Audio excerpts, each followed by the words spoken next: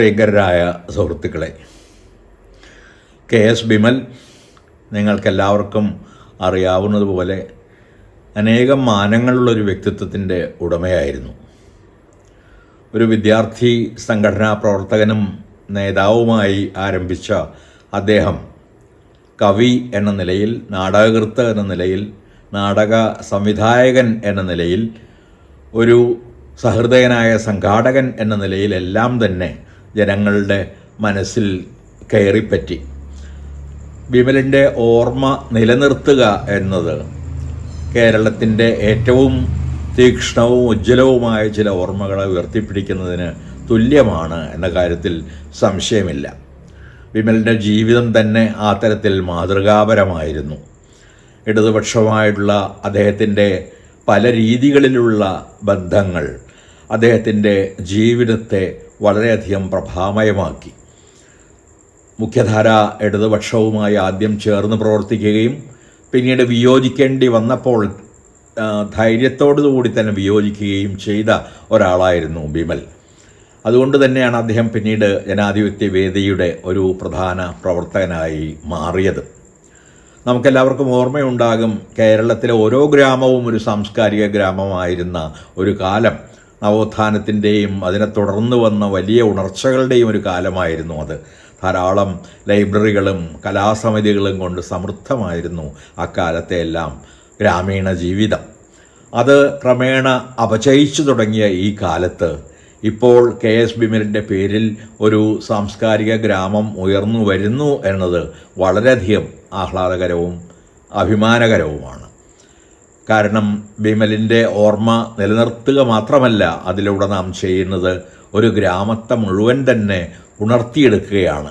അതിൽ സ്ഥാപിക്കപ്പെടുന്ന തിയേറ്ററുകൾ, കലാസമിതികൾ, നൃത്ത സംഗീതാദികളുടെ അവതരണത്തിനുള്ള പലതരം വേദികൾ, വായനശാലകൾ, ഇങ്ങനെ അനേകം രീതികളിൽ ആ ഗ്രാമത്തെ മുഴുവൻ തന്നെ ഉത്തേജിതമാക്കാനുള്ള ആത്മാർത്ഥവും സൗഹൃദപൂർണവുമായൊരു പ്രവർത്തനമാണ് ഈ സ്മാരകത്തിൻ്റെ നിർമ്മാണത്തിലൂടെ ബിമലിൻ്റെ പഴയ സുഹൃത്തുക്കളും പുതിയ സഹൃദയരും എല്ലാവരും ചേർന്ന് അവിടെ നടത്തുന്നത്. ബിമലിൻ്റെ ഓർമ്മയ്ക്കായുള്ള ഈ സമ്മേളനത്തിൽ പരോക്ഷമായെങ്കിലും പങ്കെടുക്കാനും അതിന് ഹൃദയം നിറഞ്ഞ ആശംസകൾ നേരാനും എനിക്ക് വലിയ സന്തോഷമുണ്ട്.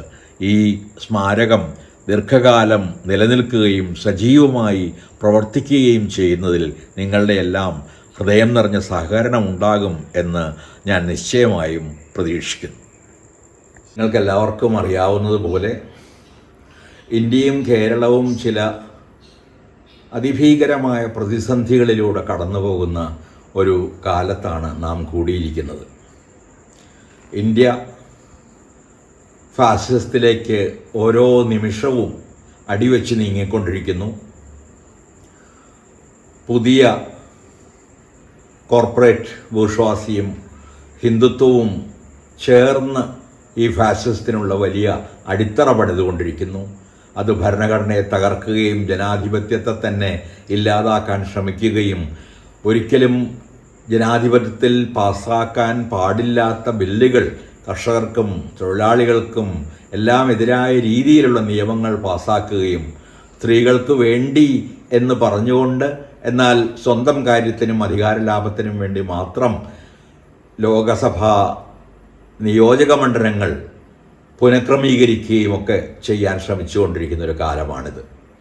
നമുക്കറിയാവുന്നതുപോലെ ഈ ഹിന്ദുത്വത്തിൻ്റെ അടിസ്ഥാനം ഒരു ഭാഗത്ത് ആര്യവംശത്തിൻ്റെ പേരിലുള്ള മഹത്വ പ്രകീർത്തനങ്ങൾ, മറ്റൊരു ഭാഗത്ത് ഹിന്ദി എന്ന ഭാഷയെ ഇന്ത്യയുടെ മുഴുവൻ ഭാഷയാക്കാനുള്ള ശ്രമങ്ങൾ, വേറൊരു ഭാഗത്ത് സംസ്കൃതത്തിൻ്റെ നഷ്ടപ്പെട്ട ഗരിമ തിരിച്ചുപിടിക്കാനുള്ള നിരന്തരമായ പ്രയത്നങ്ങൾ, അതോടൊപ്പം തന്നെ ഹിന്ദു എന്ന ഒരുപക്ഷെ ഒരിക്കലും ആ അർത്ഥത്തിൽ നിലനിന്നിട്ടില്ലാത്ത ഒരു മതത്തെ നിർമ്മിക്കാനും അതിനെ ജനങ്ങളുടെ മുഴുവൻ മതമാണ് എന്ന രീതിയിൽ പ്രചരിപ്പിക്കാനും ഹിന്ദു എന്ന് വിളിക്കപ്പെടാത്ത ആളുകളെ മുഴുവൻ തന്നെ അന്യവൽക്കരിക്കാനുമുള്ള ശ്രമങ്ങൾ, ഇവയെല്ലാം നാം നിരന്തരം കാണുന്നുണ്ട്.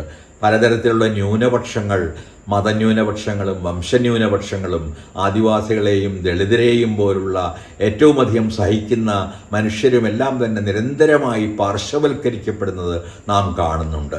ഇത് തന്നെയാണ് LGBTIQ മനുഷ്യരുടെയും കഥ. ഈ തരത്തിലുള്ള അതിഭീകരമായ ഒരു സമഗ്രാധിപത്യ ഭരണം ഇന്ത്യയെ ക്രമേണ ഗ്രസിച്ചുകൊണ്ടിരിക്കുന്ന ഒരു കാലത്താണ് നാം ഇവിടെ ഈ തരത്തിൽ ഒന്നിച്ചു കൂടിയിരിക്കുന്നത്. അതോടൊപ്പം തന്നെ പറയേണ്ട കാര്യമാണ്, അധികാര ലാഭം മിക്കവാറും എല്ലാ കക്ഷികളുടെയും ഏറ്റവും പ്രധാനമായൊരു ലക്ഷ്യമായി മാറിയിരിക്കുന്നു. അധികാര ലാഭത്തിനും അധികാര തുടർച്ചയ്ക്കും വേണ്ടി എന്ത് തരത്തിലുള്ള നുണകൾ പറയാനും ജനങ്ങളുടെ ചിലവിൽ സ്വന്തം പരസ്യങ്ങൾ നടത്താനുമൊക്കെയുള്ള ശ്രമങ്ങൾ നിരന്തരമായി പാർട്ടികൾ, പ്രത്യേകിച്ചും അധികാരത്തിലുള്ള പാർട്ടികൾ നടത്തിപ്പോരുന്നത് നാം കാണുന്നു. അപ്പോൾ അതിന് അത്തരത്തിലുള്ള അധികാര കേന്ദ്രിതമായ രാഷ്ട്രീയത്തിൽ നിന്ന് ജനകീയമായൊരു രാഷ്ട്രീയത്തിലേക്കുള്ള പരിവർത്തനമാണ് ഇന്ന് ഇടതുപക്ഷത്തിന് അനിവാര്യമായിട്ടുള്ളത്. സ്വയം അതിന് ഇടതുപക്ഷമെന്ന് വിളിക്കണമെങ്കിൽ ജനങ്ങളുടെ കൂടെ, ഏറ്റവും അടിത്തട്ടിലുള്ള ജനങ്ങളുടെ കൂടെ നിന്നേ പറ്റൂ. ഈ ജനാധിപത്യത്തെ അടിത്തട്ടിലുള്ള, നാം ശബ്ദങ്ങൾ കേൾക്കാത്ത, നാം ഒരിക്കലും കാണാത്ത മനുഷ്യരുടെ കൂടി പ്രതിനിധാനം വഹിക്കുന്ന ഒരു സംവിധാനമാക്കി മാറ്റിയേ തീരൂ. ആ രീതിയിലുള്ളൊരു വലിയ രാഷ്ട്രീയ പരിവർത്തനം കേരളത്തിലും ഇന്ത്യയിലും മുഴുവൻ തന്നെ നടന്നെങ്കിൽ മാത്രമേ കേവലം ഔപചാരികമായി ഇന്നത്തെ ജനാധിപത്യത്തിൽ നിന്ന് യഥാർത്ഥമായ ജനാധിപത്യത്തിലേക്ക് കേരളത്തിനും ഇന്ത്യക്കും നീങ്ങാൻ കഴിയൂ. ഇടതുപക്ഷത്തിൻ്റെ യഥാർത്ഥമായ മൂല്യങ്ങളെ തിരിച്ചു പിടിക്കാനും കഴിയുകയുള്ളൂ. ജനാധിപത്യ വേദി പോലുള്ള സംവിധാനങ്ങളുടെ സുപ്രധാനമായ പരിശ്രമങ്ങളിലൊന്ന് ഈ രീതിയിൽ ജനാധിപത്യത്തിന് നഷ്ടപ്പെട്ടുകൊണ്ടിരിക്കുന്ന അർത്ഥം തിരിച്ച് നൽകുക എന്നതാണ്. നമുക്കറിയാം, ജാതിയും മതവും ഇല്ലാതായി എന്ന് പറഞ്ഞ കേരളത്തിൽ പോലും സമീപകാലത്ത് ജാതിയുടെ പേരിലുണ്ടായ പീഡനത്തെക്കുറിച്ചും ആത്മഹത്യയെക്കുറിച്ചും നമുക്കറിയാം. അതിനു മുമ്പ് രോഹിത് വേമുലയുടെ കാലം മുതൽ ഇന്ത്യയിൽ പലയിടങ്ങളിലും ഉണ്ടായ കൊലപാതകങ്ങളെയും ആത്മഹത്യകളെയും കുറിച്ചറിയാം. എങ്ങനെയാണ് ദളിതരും ആദിവാസികളും അവഗണിക്കപ്പെടുന്നത്, അവരിൽ നിന്ന് ഭൂമിയും കാടും തട്ടിപ്പറിക്കപ്പെടുന്നത് എന്ന് നാം നിരന്തരം കേരളത്തിൽ ഉൾപ്പെടെ കണ്ട് നിൽക്കുന്നു. തൊഴിലാളികൾ ആവശ്യങ്ങൾക്ക് വേണ്ടി സമരം ചെയ്യുമ്പോൾ അവരെ പാർശ്വവൽക്കരിക്കുകയും അവർക്ക് യാതൊരു തരത്തിലുള്ള സഹായങ്ങളും ചെയ്യാതിരിക്കുകയും ആണ് പലപ്പോഴും ഗവൺമെൻറ്റുകൾ ചെയ്തു വരുന്നത്. അപ്പോൾ ആ രീതിയിലുള്ള സംവിധാനങ്ങൾ ജനങ്ങൾക്ക് എതിരായ സംവിധാനങ്ങളായി മാറുമ്പോൾ, ഭരണ സംവിധാനം മുഴുവൻ തന്നെ ജനങ്ങൾക്കെതിരായ സംവിധാനമായി മാറുമ്പോൾ ജനാധിപത്യത്തെയും അതിൻ്റെ മൂല്യങ്ങളെയും തിരിച്ചു പിടിക്കുക എന്നത് അതീവ പ്രധാനമായി മാറുന്നു. അത് കേവലമായ ഒരു ഔപചാരികമായ രാഷ്ട്രീയ സംഘടനാ രൂപം മാത്രമായാൽ പോരാ, അതിനകത്ത് യഥാർത്ഥ ജനാധിപത്യത്തിൻ്റെ മൂല്യങ്ങൾ വേണം. വികസനത്തെക്കുറിച്ച് സംസാരിക്കുമ്പോൾ ആർക്കു വേണ്ടിയുള്ള വികസനം, ആർക്ക് അത് പ്രയോജനപ്പെടുന്നു, ആരുടെ പണം കൊണ്ടാണ് ആ വികസനം നടക്കുന്നത് എന്ന ചോദ്യങ്ങൾ കൂടി ഉയർത്താൻ നമുക്ക് എപ്പോഴും കഴിയണം. ഈ വികസനം, ഗാന്ധി പോലും ചോദിച്ചിരുന്ന ഏറ്റവും പ്രധാനമായ ചോദ്യങ്ങളിൽ ഒന്ന് അതാണ്. ഒരു വികസനം നടക്കുമ്പോൾ ഈ വികസനം ആരെയാണ് സഹായിക്കുന്നത്? അത് പണക്കാരെയാണോ, ബിസിനസ്സുകാരെയാണോ, ഒരു ഉപരി മധ്യവർഗങ്ങളെയാണോ, അല്ലെങ്കിൽ സമ്പന്നവർഗങ്ങളെയാണോ, അതോ ഏറ്റവും അടിത്തട്ടിലുള്ള ഇന്നും അദൃശ്യരായി അശ്രാവ്യരായി കഴിയുന്ന ഏറ്റവും സാധാരണക്കാരായ മനുഷ്യരെയാണോ? ഈ ചോദ്യം അദ്ദേഹം ചോദിച്ചിരുന്നു. അതുപോലെ വികസനത്തിന് സമാഹരിക്കപ്പെടുന്ന പണം എവിടെ നിന്ന് വരുന്നു?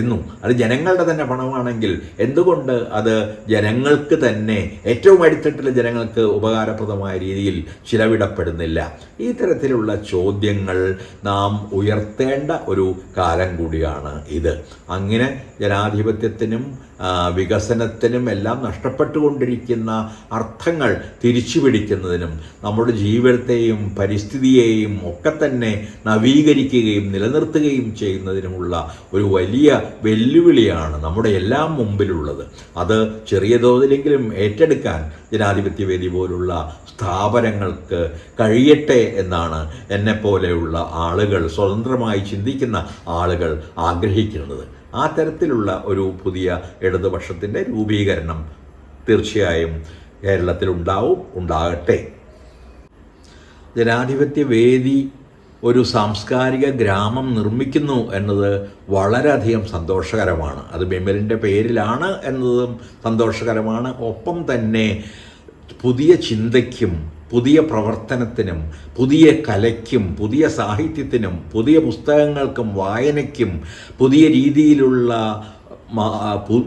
ജനങ്ങൾക്ക് വേണ്ടിയുള്ള ചിന്താരീതികൾക്കും വേണ്ടിയുള്ള ഒരു ഗ്രാമമായി പ്രവർത്തിക്കാൻ ഈ സാംസ്കാരിക ഗ്രാമത്തിന് കഴിയട്ടെ. അത് കേരളത്തിന് മുഴുവൻ തന്നെ ഒരു വലിയ മാതൃകയായി മാറട്ടെ എന്നാണ് എന്നെപ്പോലെ ഇതിനെ കാണുകയും അത് നന്നായി വരണമെന്ന് ആഗ്രഹിക്കുകയും ചെയ്യുന്ന എല്ലാവരുടെയും ഹൃദയം നിറഞ്ഞ അഭിലാഷം. ഇന്ത്യൻ പ്രധാനമന്ത്രി പറയുന്നത് പ്രതിപക്ഷം ഇന്ത്യയിലെ സ്ത്രീകളെ വഞ്ചിച്ചു എന്നാണ്. ഇത് ഒരു വളരെ വലിയ, അദ്ദേഹം നിരന്തരമായി പറഞ്ഞുകൊണ്ടിരിക്കുന്ന നുണകളിൽ ഒരുപക്ഷെ ഏറ്റവും വലിയ നുണയാണ് എന്ന് അത് ഇഴകീറി പരിശോധിച്ചാൽ നമുക്ക് വളരെ വേഗം തന്നെ ബോധ്യമാകും.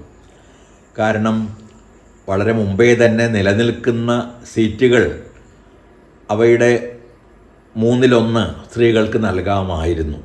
1971 സംഭവിച്ച നിയോജകമണ്ഡല നിർമ്മിതിയാണ് ഇന്നും നിലനിൽക്കുന്നത്. ആ നിയോജകമണ്ഡല നിർമ്മിതിയോടൊപ്പം തന്നെ 2023 ഈ രീതിയിലുള്ള ഒരു 1/3 സ്ത്രീകളുണ്ടാവണം പാർലമെൻറ്റിൽ എന്ന നിയമവും പാസാക്കിയിരുന്നു. എന്നാൽ തികച്ചും പുതിയ ഒരു നിയമം എന്ന പോലെ അതിനെ പുനരാവിഷ്കരിക്കുകയും അതിന് അനിവാര്യമാണ് എന്ന നിലയിൽ നിയോജകമണ്ഡലങ്ങളുടെ പുനർനിർണയനത്തിനുള്ള തീരുമാനമെടുക്കുകയുമാണ് പ്രധാനമന്ത്രി ചെയ്തത്. ശരിയാണ്, ആ ബില്ല് പാർലമെൻറ്റിൽ പരാജയപ്പെട്ടു.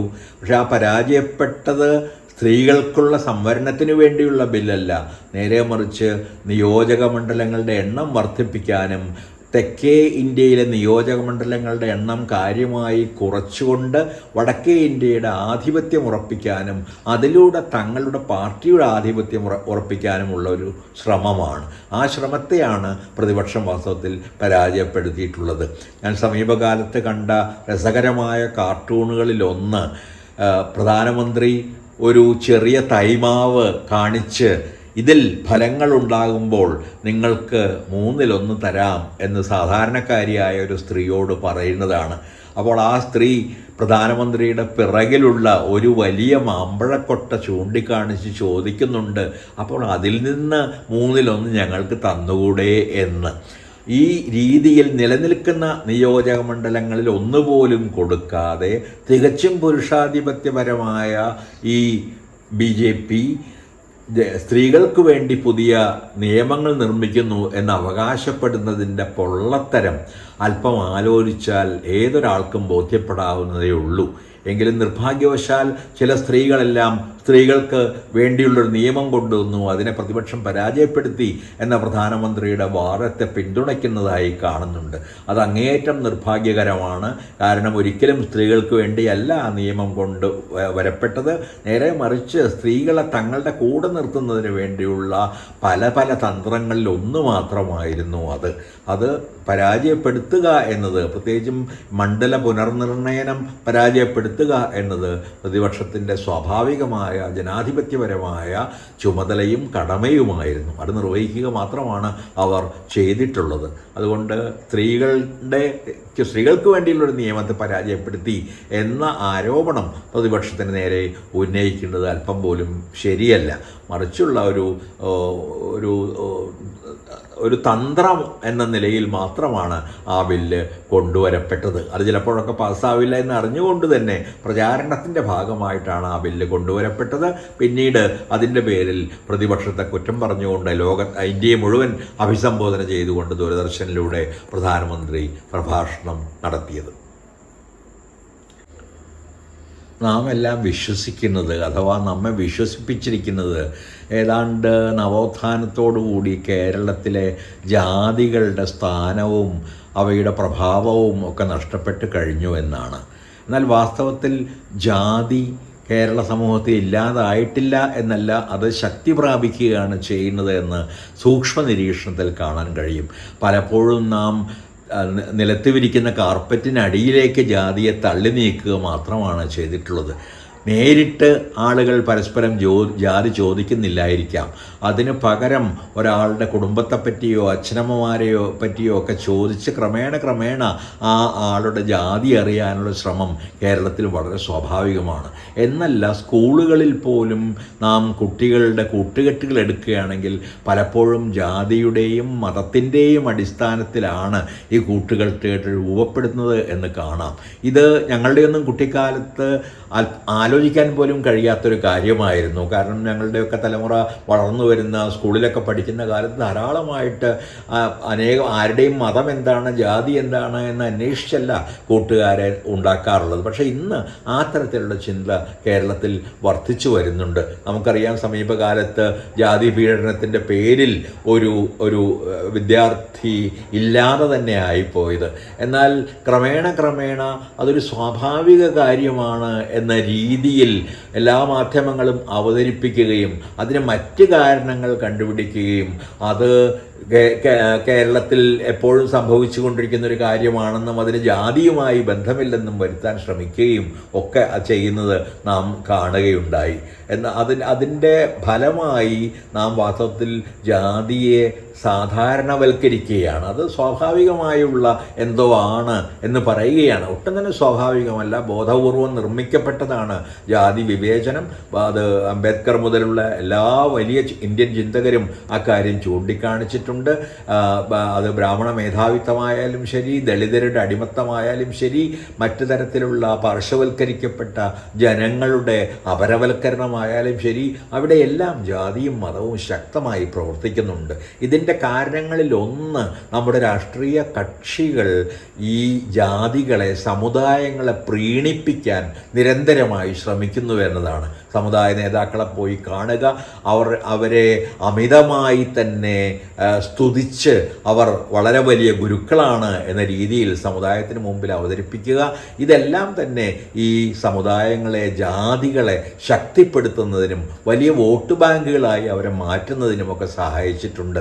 അവിടെയെല്ലാം അവഗണിക്കപ്പെടുന്നത് ഏറ്റവും അടിത്തട്ടിലുള്ള വിഭാഗങ്ങളാണ്. കാരണം അവരുടെ വോട്ടുകൾ അത്രയേറെ ശതമാനമില്ലാത്തതാണ്. അവരുടെ വോട്ടുകൾ കൊണ്ട് ഒരുപക്ഷെ ഒരു സ്ഥാനാർത്ഥിക്ക് ജയിക്കാൻ കഴിഞ്ഞു എന്ന് വരില്ല. അതുകൊണ്ട് തങ്ങളെ ജയിപ്പിക്കാൻ സാധ്യതയുള്ള സമുദായങ്ങളെ പിന്തുണയ്ക്കുക, അവരെ പ്രശംസിക്കുക, അവരെ സന്തോഷിപ്പിക്കുക, ആ മതങ്ങളായാലും ജാതികളായാലും അവർക്ക് വേണ്ടി കാര്യങ്ങൾ ചെയ്യുക, ഈ രീതിയിലേക്ക് രാഷ്ട്രീയ പാർട്ടികൾ ക്രമേണ മാറി വരുന്നത് നാം കാണുന്നുണ്ട്. ഇത് ഇന്ത്യയെ സംബന്ധിച്ചും കേരളത്തെ സംബന്ധിച്ചും അല്പം പോലും അഭിമാനകരമായ ഒരവസ്ഥയല്ല.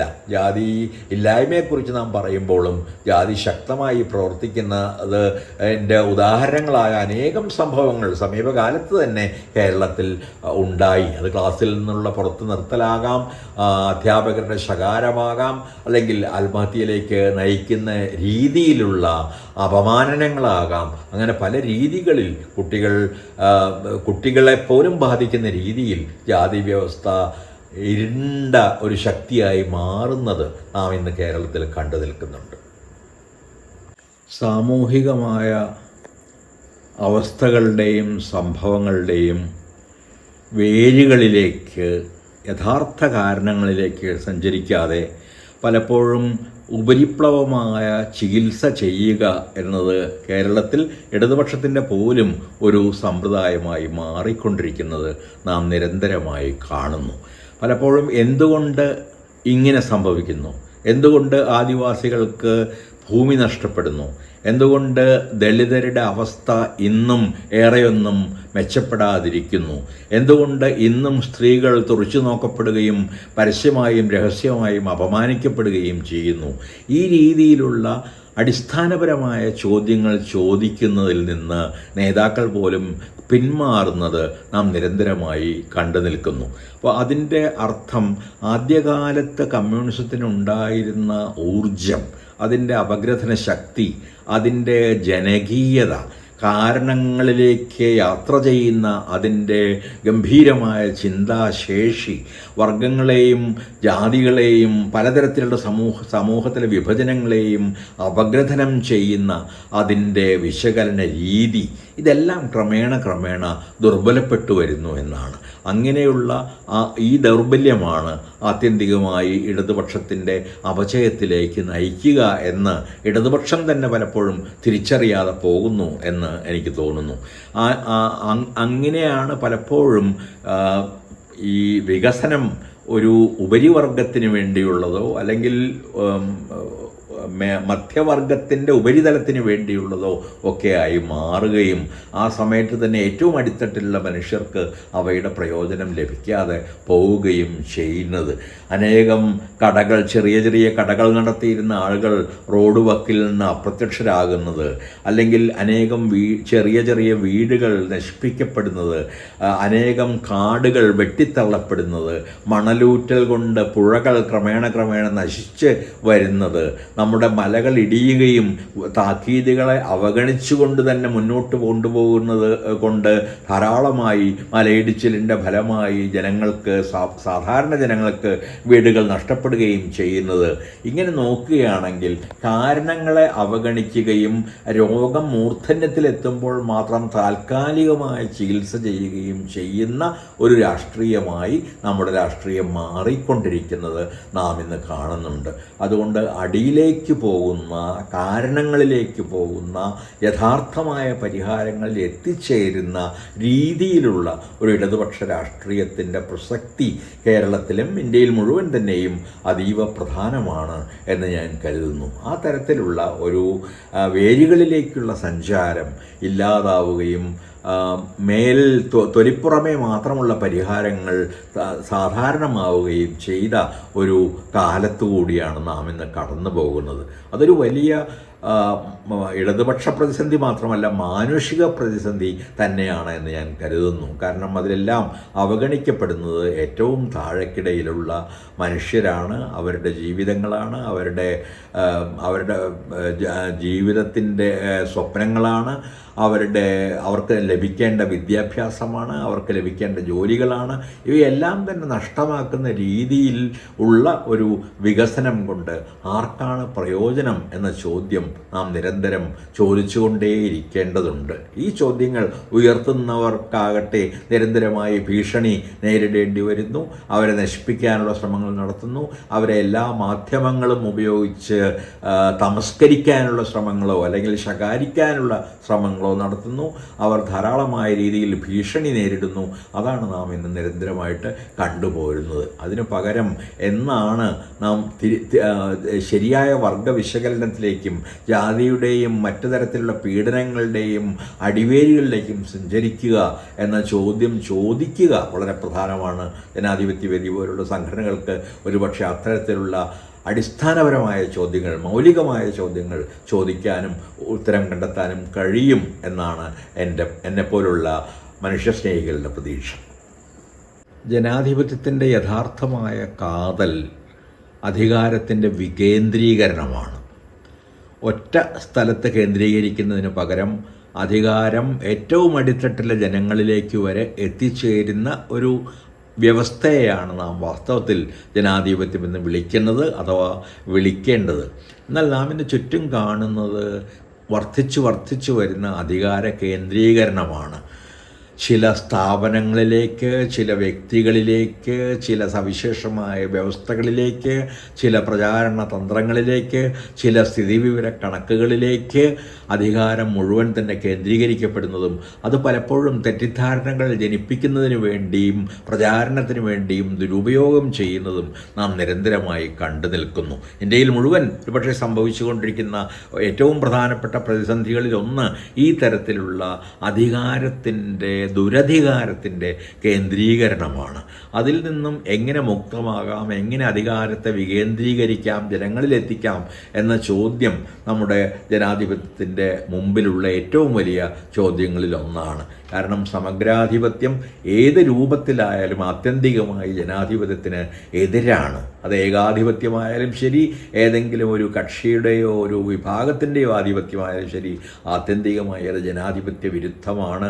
ഈ തിരിച്ചറിവ് ഉണ്ടാക്കുന്നതിന്, അധികാര വികേന്ദ്രീകരണത്തെക്കുറിച്ചും അതിൻ്റെ പ്രാധാന്യത്തെക്കുറിച്ചും ജനങ്ങളെ മനസ്സിലാക്കുന്നതിന് കൂടി ഇപ്പോൾ ഉയർന്നു വരുന്ന ഈ സാംസ്കാരിക ഗ്രാമം മാതൃക കാണിക്കുമെന്നും അത് നമ്മുടെ എല്ലാം മനസ്സിലുള്ളൊരു കമ്മ്യൂൺ പോലെ മനുഷ്യരെ മുഴുവൻ തന്നെ അടുപ്പിക്കുകയും സ്നേഹത്തിലൂടെയും പരസ്പര സഹായത്തിലൂടെയും ബന്ധിപ്പിക്കുകയും ചെയ്യുന്ന ഒരു മാതൃകാ ഗ്രാമമായി മാറുമെന്നുമാണ് എന്നെപ്പോലുള്ളവരുടെ പ്രതീക്ഷ.